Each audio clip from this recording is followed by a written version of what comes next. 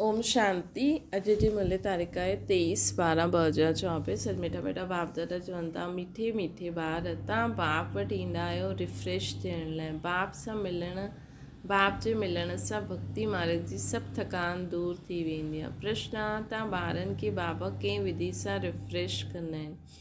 उत्तर आहे, बाबा ज्ञान ॿुधाए करे रिफ्रेश कंदा आहिनि। ॿियो आहे, यादि सां ई तव्हां ॿार रिफ्रेश थींदा आहियो।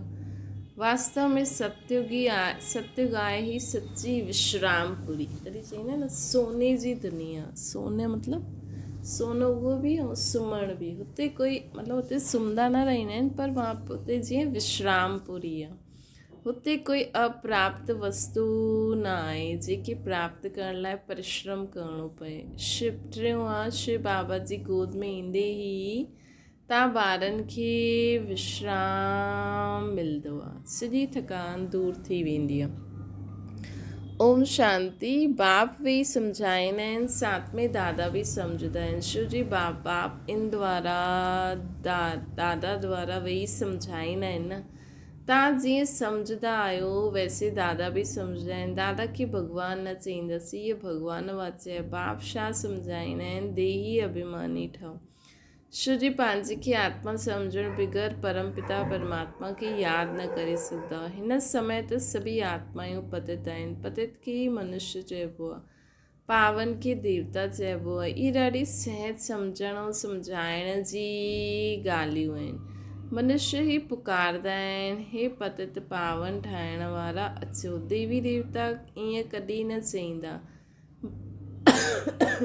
पतित पावन बाप पतितनि खे पतितनि जे बुलावे ते ईंदा आहिनि। आत्माउनि खे पावन ठाहे करे पोइ नई पावन दुनिया जी स्थापना कंदा आहिनि।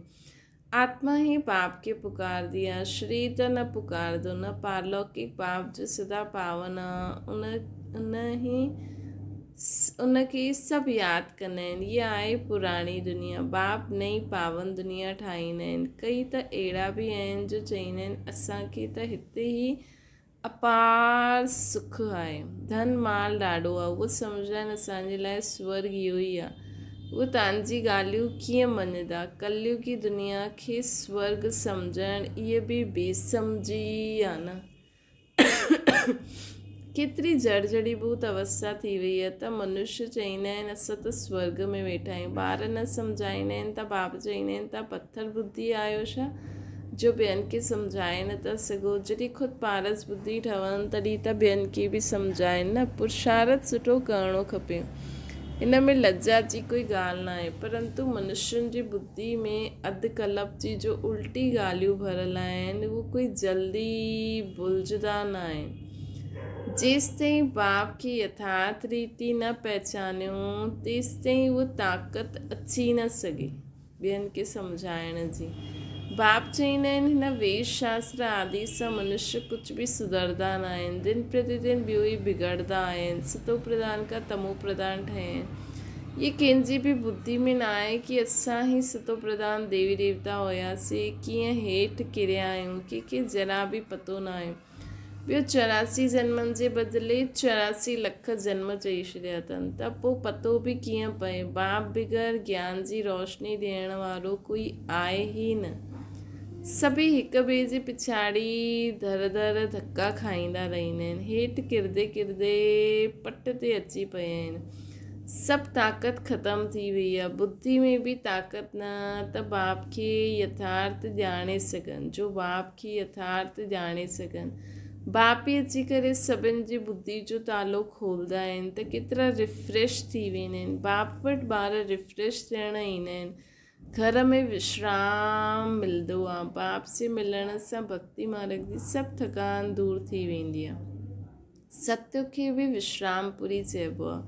हुते तव्हांखे केतिरो विश्राम मिलंदो आहे। कोई अप्राप्त वस्तु न जंहिंजे लाइ परिश्रम करिणो पए। हिते रिफ्रेश बाप बि कंदा आहिनि त दादा बि कंदा आहिनि। शिव बाबा जी गोद में ईंदे केतिरो विश्राम मिलंदो आहे न। विश्राम माना ही शांत। मनुष्य बि थकी करे विश्राम थी वेंदा आहिनि। कोई काथे विश्राम जे लाइ वेंदा आहिनि। लेकिन हुन विश्राम में रिफ्रेशमेंट ना आहे। हिते त बाप तव्हांखे केतिरो ज्ञान ॿुधाए करे रिफ्रेश कंदा आहिनि, है न। बाप जी यादि सां ई केतिरो रिफ्रेश थींदा आहियूं न। त सतो प्रधान बि ठहींदा आहियूं।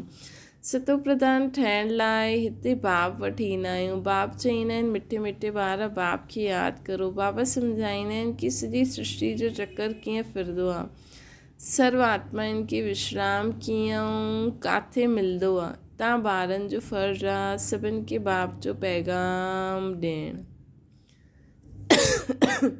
सॼी सृष्टि जो चक्कर कीअं फिरंदो आहे, सर्व आत्माउनि खे विश्राम कीअं किथे मिलंदो आहे, इहे सभु बाबा असांखे ॿुधाईंदा आहिनि।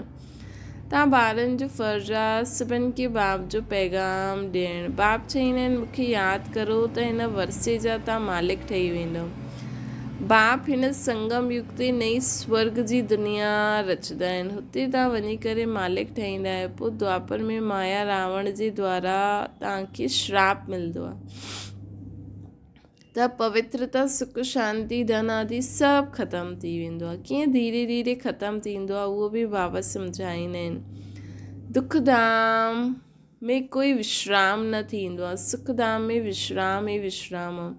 मनुष्यनि खे भक्ति केतिरो थकाईंदी आहे। जन्म जन्मांतर भक्ति सां केतिरा धक्का खाईंदा आहिनि, कीअं हिकदमि कंगाल थी वेंदा आहिनि। इहे सॼो राज बाप बि सम्झाईंदा आहिनि। नएं नएं ईंदा आहिनि त उन्हनि खे केतिरो सम्झाइणो हूंदो आहे। हर हिक जी ॻाल्हि ते मनुष्य केतिरा सोचंदा आहिनि, सम्झंदा आहिनि किथे जादू न थी वञे। अरे तव्हां त चईंदा आहियो न भॻवानु जादूगर आहे, त बाप चईंदा आहिनि मां बराबरि जादूगर आहियां, परंतु उहो जादूगर न जंहिंजे लाइ मनुष्य, परंतु उहो जादूगर न आहे जंहिंसां मनुष्य खे भेड़ बकरी ठाहे छॾनि। इहा बुद्धि सां सम्झिबो आहे। इहे त जीअं रिड मिसल आहे, गायन बि आहे न, सुरमंडल जी साध सां। हिन समय जो बि सभई मनुष्य आहिनि उहे रिड बकरियूं आहिनि। इहे ॻाल्हियूं सॼी हितां जी आहिनि। हिन समय जे मनुष्य जादूगर ठाहींदो न मनुष्य खे भेड़ बकरी, त बाबा चवनि था हिन समय आहे नी सभु अहिड़ा। इहे ॻाल्हियूं सॼी हितां जी आहिनि। हिन समय जो गायन आहे न, कल्प जी पिछाड़ी जो बि मनुष्य सम्झी न सघे। चंडिका जो केतिरो वॾो मेलो लॻंदो आहे, उहो केरु हुई? चईंदा आहिनि उहा हिकु देवी हुई। अहिड़ा नाम त सतयुग में हूंदा न आहिनि। सतयुग में त ॾाढा सुठा सुंदर नाम हूंदा। सतयुग संप्रदाय खे श्रेष्ठाचारी चइबो। कलयुग संप्रदाय खे त केतिरो छीछी टाइटल ॾींदा आहिनि। हाणे जा मनुष्य खे श्रेष्ठ न चईंदासीं, देवताउनि खे श्रेष्ठ चईंदासीं। गायन बि आहे न, मनुष्य खां देवता कीअं करत न लागे वार। मनुष्य खां देवता, देवता खां मनुष्य कीअं ठहींदा आहियूं, इहे राज बाप ई अची करे सम्झाईंदा आहिनि। उन्हनि खे DT वर्ल्ड, इनखे ह्यूमन वर्ल्ड चइबो आहे। ॾींहं खे सोजरो, राति खे अंधेरो चइबो आहे। ज्ञान सोजरो, भक्ति अंधेरो, अज्ञान नींद खे चइबो आहे न। तव्हां बि सम्झंदा आहियो अॻियां असां बि कुझु न ॼाणंदा हुआसीं त नेति कंदा हुआसीं। हाणे ॼाणंदा आहियो न, उहा आहिनि असली अविनाशी बाबा। बाबा चईंदा आहिनि पहिरियों असां कुझु बि न ॼाणंदा हुआसीं। अज्ञान छा आहे, ज्ञान सोजरो, अंधेरो, कल्प, असां बि नास्तिक हुआसीं। हाणे असांखे सम्झ में आयो आहे कि असांजो असली अविनाशी बाबा केरु आहे। वैसे उनखे उहो सर्व आत्माउनि जो पिता आहे बाबा, है न। बाबा सर्व आत्माउनि जो पिता आहे। तव्हां बि सम्झंदा आहियो अॻियां असां कुझु न सम्झंदा हुआसीं न, हाणे सम्झंदा आहियूं। तव्हां ॿार ॼाणंदा आहियो हाणे असां हुन बेहद जे बाप जा ठहिया आहियूं। बाप ॿारनि खे गुप्त ज्ञान ॾींदा आहिनि। इहे ज्ञान मनुष्यनि वटि किथे मिली न सघे। आत्मा ई गुप्त ज्ञान आत्मा धारण कंदी आहे। आत्मा ई मुख द्वारा ज्ञान ॿुधाईंदी आहे न। आत्मा ई गुप्त बाप खे यादि कंदी आहे, गुप्त ई गुप्त। बाप चईंदा आहिनि भारत देह अभिमानी न ठहो। देह अभिमान सां आत्मा जी ताक़त ख़तमु थी वेंदी आहे। आत्म अभिमानी ठहिण सां आत्मा में ताक़त जमा थींदी आहे। बाप चईंदा आहिनि ड्रामे जे राज़ खे सुठी रीति सम्झी करे हलणो आहे। हिन अविनाशी ड्रामे जे राज़ खे जो ठीक रीति ॼाणंदा आहिनि उहे सदा हर्षित रहंदा आहिनि। हिन समय मनुष्य मथे वञण जी कोशिशि कंदा आहिनि। सम्झाइण सां सम्झंदा आहिनि मथे में कोई दुनिया आहे। शास्त्रनि में ॿुधाए रखियो अथनि न मथे में दुनिया आहे, हुते वञी करे ॾिसूं त ईअं सोचंदा आहिनि हुते वञी करे ॾिसूं। हुते दुनिया बसाइण जी कोशिशि कंदा आहिनि। दुनिया त ॾाढी बसाई। भारत में सिर्फ़ु हिकु आदि सनातन देवी देवता धर्म हुयो, ॿियो कोई खंड आदि हुयो ई न। पोइ बाबा चवनि था पोइ मथे वञण जी कोशिशि कंदा आहिनि, मथे दुनिया बसाइण जी कोशिशि कंदा आहिनि। त हुते वञी करे शास्त्रनि में लिखियलु आहे, हिन करे हुते वञी करे बाबा चईंदा आहिनि कि दुनियावी माण्हू मथे बसाइण जी, दुनिया त ॾाढी बसाई। बाबा चईंदा आहिनि मथे बि कोशिशि कंदा आहिनि कि केतिरो मथे वञी करे वसायूं। भारत में सिर्फ़ु हिकु आदि सनातन देवी देवता धर्म हुयो, ॿियो कोई खंड हुयो ई न। पोइ केतिरो वसायो भई हिन सृष्टि में त वसायो, हाणे मथे बि सोचंदा आहिनि मथे बि वसायूं। तव्हां वीचार करो भारत केतिरा थोरे टुकड़े में देवता रहंदा हुया। यमुना जे कंठे किनारे ते परिस्तान हुयो जिते लक्ष्मी नारायण राज्य कंदा हुया। केतिरी सुंदर शोभ्यमान सतो प्रधान दुनिया हुई, नेचुरल ब्यूटी हुई। आत्मा में ई सॼो चमत्कार, आत्मा में ई सॼो चमत्कार रहंदो आहे।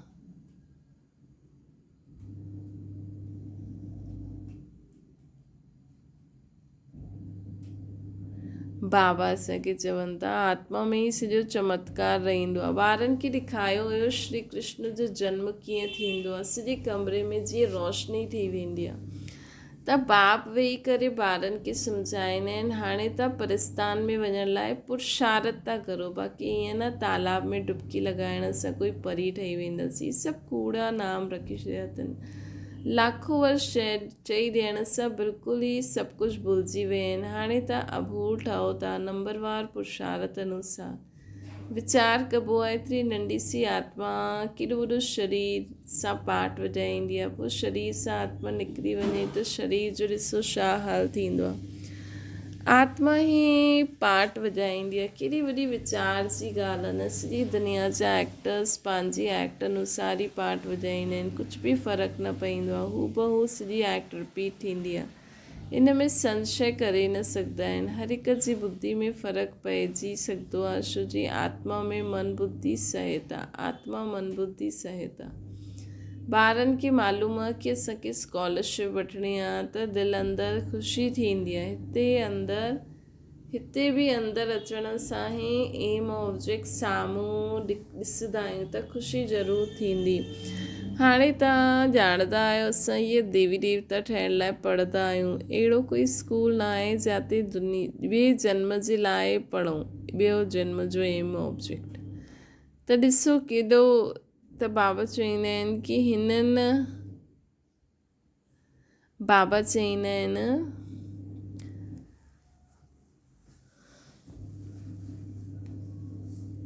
कि हिते असांखे केॾी ख़ुशी थियणी खपे। हाणे तव्हां ॼाणंदा आहियो न कि असां बि इहा ठहूं था।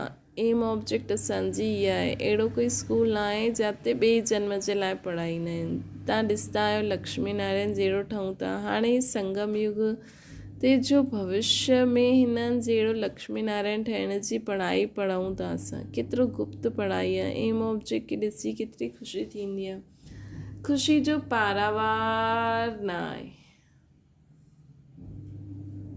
एम ऑब्जेक्ट खे ॾिसी केॾी ख़ुशी थींदी आहे। ख़ुशी जो पारावार न आहे।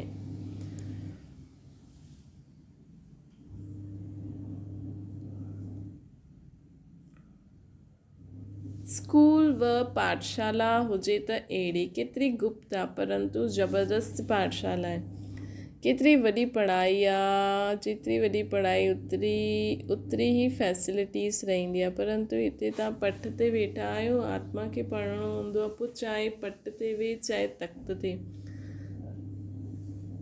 परंतु ख़ुशी सां खगियूं मारदा आहिनि कि हिन पढ़ाई खे पास करे असां इहे वञी ठाहींदासीं।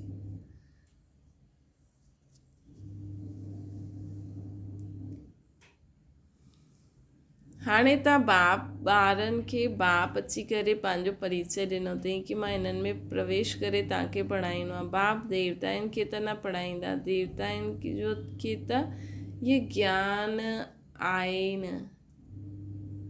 मनुष्य त मुंझ में पइजी विया आहिनि, न देवताउनि खे त इहे ज्ञान ई न हूंदो त हुते छा कंदा। हिते कंदा आहिनि न जीअं जीअं, हुते त असांखे कुझु ज्ञान ई न हूंदो।